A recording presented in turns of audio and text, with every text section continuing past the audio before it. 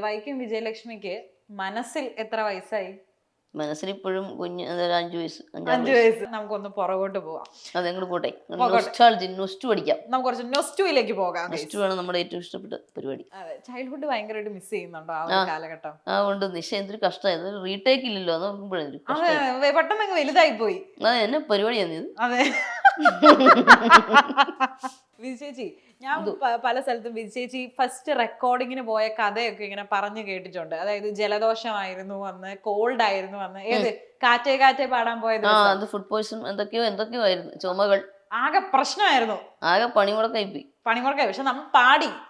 പാടി. സാറ് പറഞ്ഞു ചുമയൊന്നും സാരല്ല, ഞാൻ പോയിക്കോളാം, പാട്ട് കിട്ടിയാൽ മതി. ജയന്ദ്ര സാർ പറഞ്ഞു.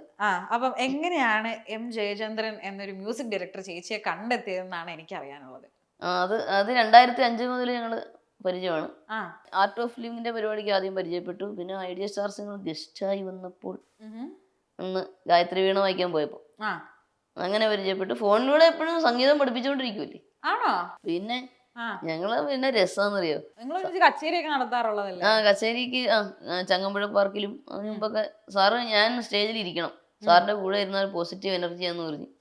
പിന്നെയാണ് ആത്മീയ യാത്ര എന്നൊരു ചാനലില് ഞാൻ പാടുന്നത് കേട്ടു. അമൃതവർഷിണി രാഗം പാടുന്നത് കേട്ടപ്പോ സാറ് എം എസ് സുബ്ബലക്ഷ്മി അമ്മയുടെ ശബ്ദമായിട്ട് സാമ്യമുണ്ട് സാറിന് തോന്നി. ഇപ്പോഴാണ് കമൽ സാറ് ഒരു ചിത്രം എടുക്കുന്നത്. പഴയ കാലം പി.ലി. രാമയുടെ ആ റേഞ്ചിൽ പാടുന്ന, ഓപ്പൺ ആയിട്ട് പാടുന്ന ഒരു ഫീമെയിൽ സൗണ്ട്. എന്റെ പേര് സെലക്ട് ചെയ്ത് എന്നെ വിളിച്ചപ്പോ തന്നെ സന്തോഷമായി പോയി. എനിക്ക് അത്ഭുതപ്പെട്ടുപോയി. സിനിമയിലേക്കൊക്കെ പാടാൻ പോവുക എന്നുള്ളത് സ്വപ്നത്തിലുള്ള ഒരു കാര്യമായിരുന്നല്ലോ. അതെ, സാറ് വിളിച്ചപ്പോ ഞാൻ അയ്യോ എന്നും പറഞ്ഞു തുടങ്ങി. അപ്പൊ സാറും അതുപോലെ പറഞ്ഞു. സാറ് ഭയങ്കര മിമിക്രി ആട്ടാ. എന്നോടും അതുപോലെ പറഞ്ഞു, അതുപോലെ പറഞ്ഞു. അങ്ങനെയാണ് കാറ്റേ കാറ്റേ സംഭവിച്ചത്. വിജയലക്ഷ്മി എനിക്ക് വേണ്ടി ഒരു പാട്ട് പാടാൻ പോകുന്നു എന്ന് പറഞ്ഞു. ജയന്ദ്ര സാർ അങ്ങനെ പറഞ്ഞു. എന്തായിരുന്നു അത് കേട്ടപ്പോൾ ഒരു എക്സാക്ട് ഫീലിംഗ്? അയ്യോ സന്തോഷമായി. എനിക്ക് സാറിന് പാടാൻ വിളിക്കാന്ന് പറയുമ്പോഴേ എന്നെ ഭാഗ്യം. ആ ഒരു ത്രില്ലിൽ ഇരിക്കുമ്പോഴാണ് ആദ്യത്തെ പാട്ടിന് തന്നെ സ്റ്റേറ്റ് അവാർഡ് കിട്ടുന്നത്. സ്റ്റേറ്റ് അവാർഡ് സ്പെഷ്യൽ ജൂറി പരാമർശം. സ്റ്റേറ്റ് അവാർഡ് രണ്ടാമത്തെ ഔസേപ്പ് ബച്ചൻ സാറിന്റെ സിനിമയ്ക്കാണ്, മറ്റേ നടൻ ഒറ്റയ്ക്ക് പാടുന്ന പൂങ്കുയിലാണ് സ്റ്റേറ്റ് അവാർഡ്. ഇത് സ്പെഷ്യൽ ജൂറി മെൻഷൻ. അത് ആദ്യം തന്നെ കിട്ടിയില്ല. അതാണ് ഫസ്റ്റ് പാട്ടിന് കിട്ടി. അതാണ് സംഭവം. അതല്ലേ സംഭവം. അപ്പം അത് മറ്റേ ഡബിൾ ത്രില്ലായിരുന്നു. അപ്പൊ ഡബിൾ ത്രില്ലായി പോയി. അയ്യോ അതിലും 18 പോയി. അതിന്റെയും 18 ആയിരുന്നു.